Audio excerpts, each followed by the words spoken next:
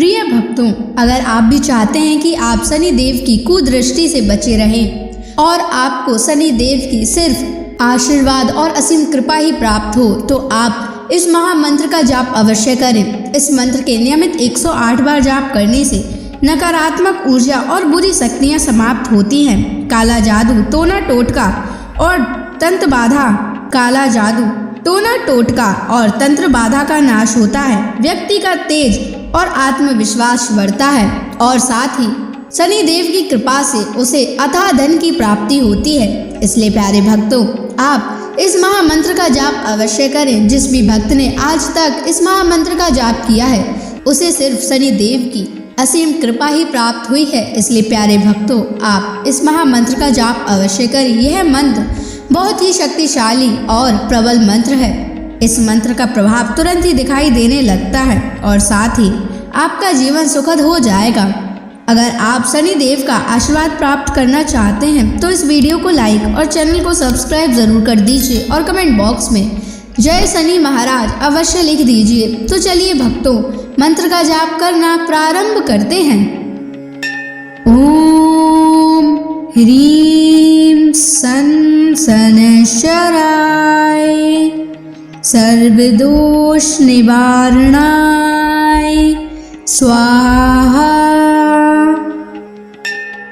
ओम ह्रीं सन शनैश्चराय सर्वदोष निवारणाय स्वाहा। ओम ह्रीं सन शनैश्चराय सर्वदोष निवारणाय स्वाहा। ओम ह्रीं सन शनैश्चराय सर्वदोष निवारणाय स्वाहा। ओम ह्रीं सन शनैश्चराय सर्वदोष निवारणाय स्वाहा। ओम ह्रीं सन शनैश्चराय सर्वदोष निवारणाय स्वाहा। ओम ह्रीं सन शनैश्चराय सर्वदोष निवारणाय स्वाहा। ओम ह्रीं सन शनैश्चराय सर्वदोष निवारणाय स्वाहा। ओम ह्रीं सन शनैश्चराय सर्वदोष निवारणाय स्वाहा। ओम ह्रीं सन शनैश्चराय सर्वदोष निवारणाय स्वाहा। ओम ह्रीं सन शनैश्चराय सर्वदोष निवारणाय स्वाहा। ओम ह्रीं सन शनैश्चराय सर्वदोष निवारणाय स्वाहा। ओम ह्रीं सन शनैश्चराय सर्वदोष निवारणाय स्वाहा। ओम ह्रीं सन शनैश्चराय सर्वदोष निवारणाय स्वाहा। ॐ ह्रीं सन् शनैश्चराय सर्वदोषनिवारणाय स्वाहा। ॐ ह्रीं सन् शनैश्चराय सर्वदोषनिवारणाय स्वाहा। ॐ ह्रीं सन् शनैश्चराय सर्वदोषनिवारणाय स्वाहा। ॐ ह्रीं सन् शनैश्चराय सर्वदोषनिवारणाय स्वाहा।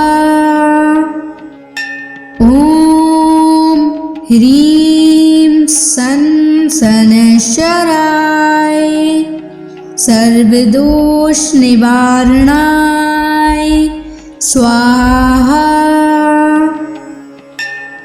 ॐ ह्रीं सन् शनैश्चराय सर्वदोषनिवारणाय स्वाहा। ॐ ह्रीं सन् शनैश्चराय सर्वदोषनिवारणाय स्वाहा। ॐ ह्रीं सन् शनैश्चराय सर्वदोषनिवारणाय स्वाहा। ॐ ह्रीं सन् शनैश्चराय सर्वदोषनिवारणाय स्वाहा। ॐ ह्रीं सन् शनैश्चराय सर्वदोषनिवारणाय स्वाहा। ॐ ह्रीं सन् शनैश्चराय सर्वदोषनिवारणाय स्वाहा। ॐ ह्रीं सन् शनैश्चराय सर्वदोषनिवारणाय स्वाहा। ॐ ह्रीं सन् शनैश्चराय सर्वदोषनिवारणाय स्वाहा। ॐ ह्रीं सन् शनैश्चराय सर्वदोषनिवारणाय स्वाहा। ॐ ह्रीं सन् शनैश्चराय सर्वदोषनिवारणाय स्वाहा। ॐ ह्रीं सन् शनैश्चराय सर्वदोषनिवारणाय स्वाहा। ॐ ह्रीं सन् शनैश्चराय सर्वदोषनिवारणाय स्वाहा। ॐ ह्रीं सन् शनैश्चराय सर्वदोषनिवारणाय स्वाहा। ॐ ह्रीं सन् सनशराय सर्वदोष निवारणाय स्वाहा। ॐ ह्रीं सनशराय सर्वदोष निवारणाय स्वाहा। ॐ ह्रीं सनशराय सर्वदोष निवारणाय स्वाहा। ॐ ह्रीं सनशराय सर्वदोष निवारणाय स्वाहा। ॐ ह्रीं सनशराय सर्वदोष निवारणाय स्वाहा। ॐ ह्रीं सनशराय सर्वदोष निवारणाय स्वाहा। ॐ ह्रीं सनशराय सर्वदोष निवारणाय स्वाहा। ॐ ह्रीं सनशराय सर्वदोष निवारणाय स्वाहा। ॐ ह्रीं सनशराय सर्वदोष निवारणाय स्वाहा। ॐ ह्रीं सनशराय सर्वदोष निवारणाय स्वाहा। ॐ ह्रीं सनशराय सर्वदोष निवारणाय स्वाहा। ॐ ह्रीं सनशराय सर्वदोष निवारणाय स्वाहा। ॐ ह्रीं सनशराय सर्वदोष निवारणाय स्वाहा। ॐ ह्रीं सनशराय सर्वदोष निवारणाय स्वाहा। ॐ ह्रीं सनशराय सर्वदोष निवारणाय स्वाहा। ॐ ह्रीं सनशराय सर्वदोष निवारणाय स्वाहा।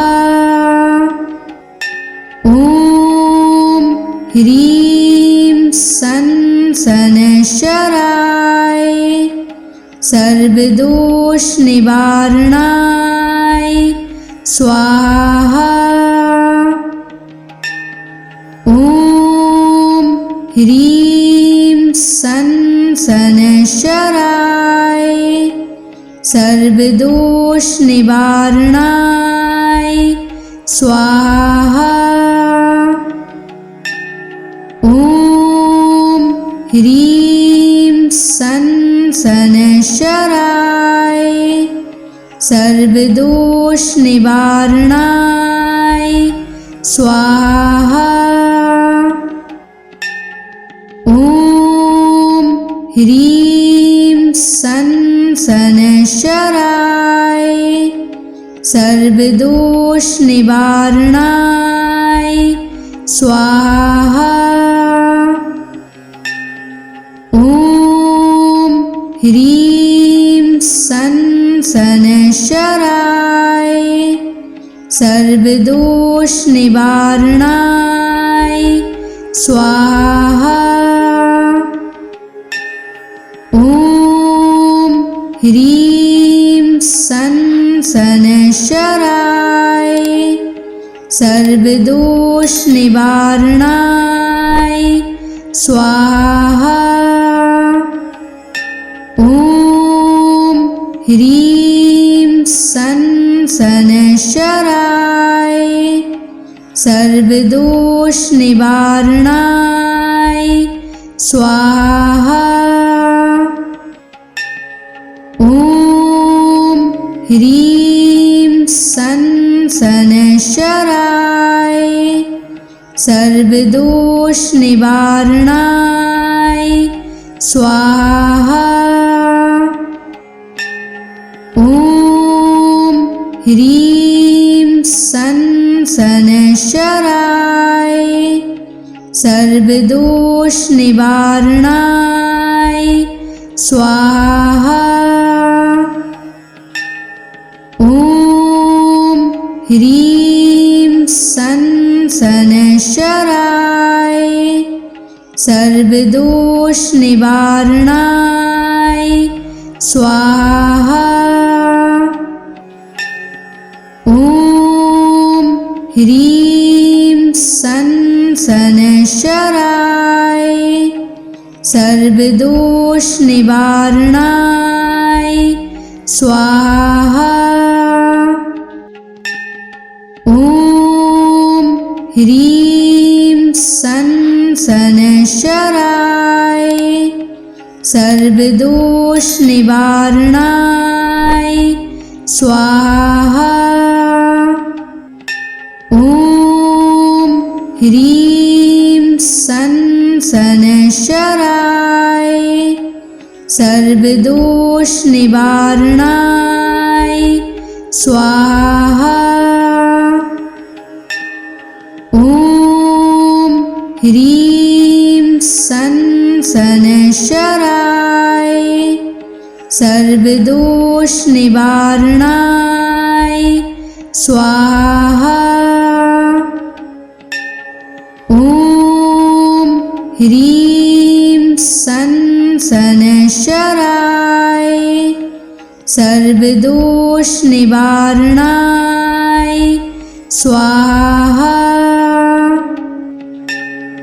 ॐ ह्रीं सन शनैश्चराय सर्वदोष निवारणाय स्वाहा।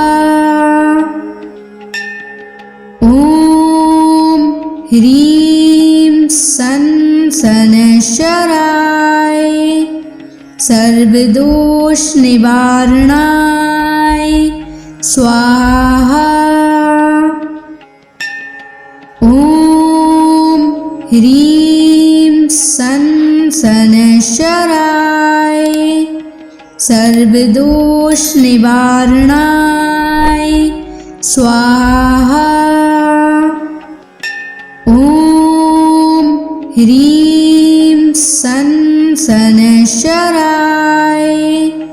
सर्वदोष निवारणाय स्वाहा। ॐ ह्रीं सन शनैश्चराय सर्वदोष निवारणाय स्वाहा।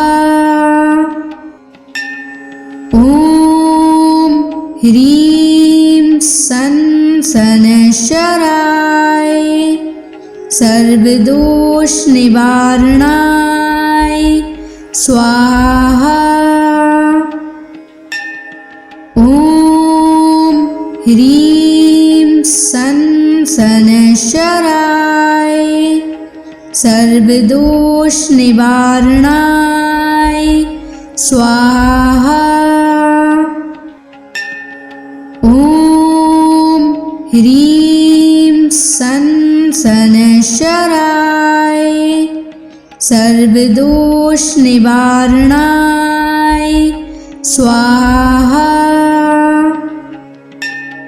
ॐ ह्रीं सन् शनैश्चराय सर्वदोषनिवारणाय स्वाहा। ॐ ह्रीं सन् शनैश्चराय सर्वदोषनिवारणाय स्वाहा। ॐ ह्रीं सन् शनैश्चराय सर्वदोषनिवारणाय स्वाहा। ॐ ह्रीं सन् शनैश्चराय सर्वदोषनिवारणाय स्वाहा। ॐ ह्रीं सन् शनैश्चराय सर्वदोषनिवारणाय स्वाहा। ॐ ह्रीं सन् शनैश्चराय सर्वदोषनिवारणाय स्वाहा। ॐ ह्रीं सन् शनैश्चराय सर्वदोषनिवारणाय स्वाहा। ॐ ह्रीं सन् शनैश्चराय सर्वदोषनिवारणाय स्वाहा।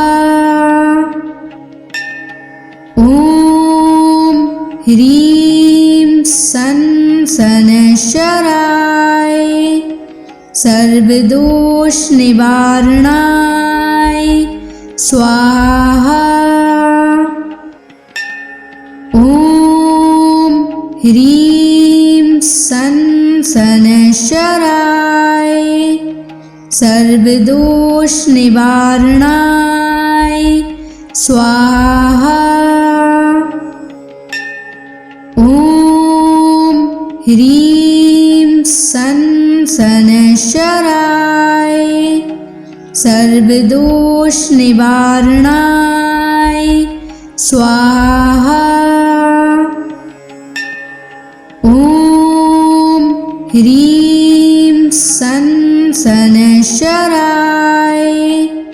सर्वदोषनिवारणाय स्वाहा। ॐ ह्रीं सन् शनैश्चराय सर्वदोषनिवारणाय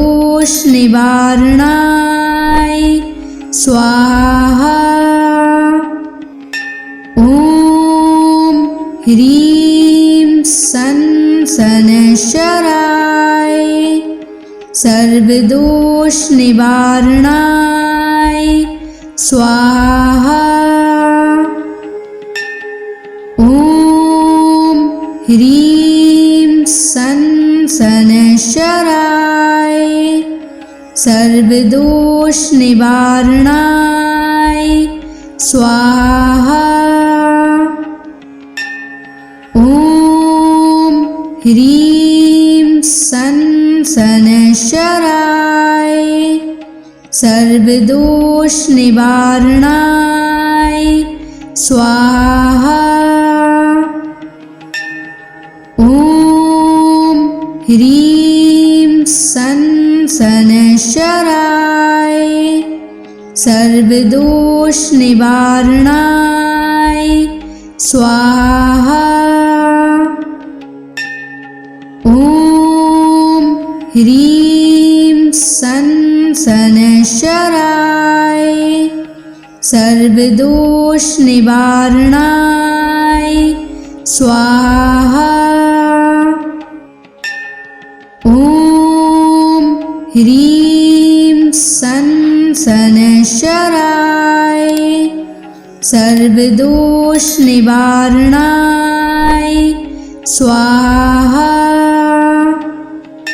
ॐ ह्रीं सं शनैश्चराय सर्वदोष निवारणाय स्वाहा। ॐ ह्रीं सं शनैश्चराय सर्वदोष निवारणाय स्वाहा। ॐ ह्रीं सं शनैश्चराय सर्वदोष निवारणाय स्वाहा। ॐ ह्रीं सं शनैश्चराय सर्वदोष निवारणाय स्वाहा। ॐ ह्रीं सं शनैश्चराय सर्वदोष निवारणाय स्वाहा। ॐ ह्रीं सं शनैश्चराय सर्वदोष निवारणाय स्वाहा।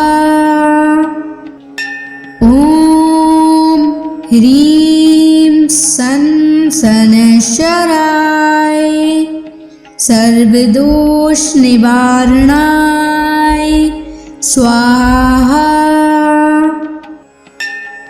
ॐ ह्रीं सं शनैश्चराय सर्वदोष निवारणाय स्वाहा। ॐ ह्रीं सं शनैश्चराय सर्वदोष निवारणाय स्वाहा। ॐ ह्रीं सं शनैश्चराय सर्वदोष निवारणाय स्वाहा। ॐ ह्रीं सं शनैश्चराय सर्वदोष निवारणाय स्वाहा। ॐ ह्रीं सं शनैश्चराय सर्वदोष निवारणाय स्वाहा। ॐ ह्रीं सं शनैश्चराय सर्वदोष निवारणाय स्वाहा। ॐ ह्रीं सं शनैश्चराय सर्वदोष निवारणाय स्वाहा। ॐ ह्रीं सं शनैश्चराय सर्वदोष निवारणाय स्वाहा। ॐ ह्रीं सं शनैश्चराय सर्वदोष निवारणाय स्वाहा। ॐ ह्रीं सं शनैश्चराय सर्वदोष निवारणाय स्वाहा। ॐ ह्रीं सन शनैश्चराय सर्वदोषनिवारणाय स्वाहा। ॐ ह्रीं सन शनैश्चराय सर्वदोषनिवारणाय स्वाहा। ॐ ह्रीं सन शनैश्चराय सर्वदोषनिवारणाय स्वाहा। ॐ ह्रीं सन शनैश्चराय सर्वदोषनिवारणाय स्वाहा। ॐ ह्रीं सन शनैश्चराय सर्वदोषनिवारणाय स्वाहा। ॐ ह्रीं सन शनैश्चराय सर्वदोषनिवारणाय स्वाहा। ॐ ह्रीं सन शनैश्चराय सर्वदोषनिवारणाय स्वाहा। ॐ ह्रीं सन शनैश्चराय सर्वदोषनिवारणाय स्वाहा। ॐ ह्रीं सन शनैश्चराय सर्वदोषनिवारणाय स्वाहा। ॐ ह्रीं सन शनैश्चराय सर्वदोषनिवारणाय स्वाहा। ॐ ह्रीं सन शनैश्चराय सर्वदोषनिवारणाय स्वाहा। ॐ ह्रीं सन शनैश्चराय सर्वदोषनिवारणाय स्वाहा। ॐ ह्रीं सन शनैश्चराय सर्वदोषनिवारणाय स्वाहा। ॐ ह्रीं सन शनैश्चराय सर्वदोषनिवारणाय स्वाहा। ॐ ह्रीं सन शनैश्चराय सर्वदोषनिवारणाय स्वाहा। ॐ ह्रीं सन शनैश्चराय सर्वदोषनिवारणाय स्वाहा। ॐ ह्रीं सन शनैश्चराय सर्वदोषनिवारणाय स्वाहा। ॐ ह्रीं सन शनैश्चराय सर्वदोषनिवारणाय स्वाहा। ॐ ह्रीं सन शनैश्चराय सर्वदोष निवारणाय स्वाहा।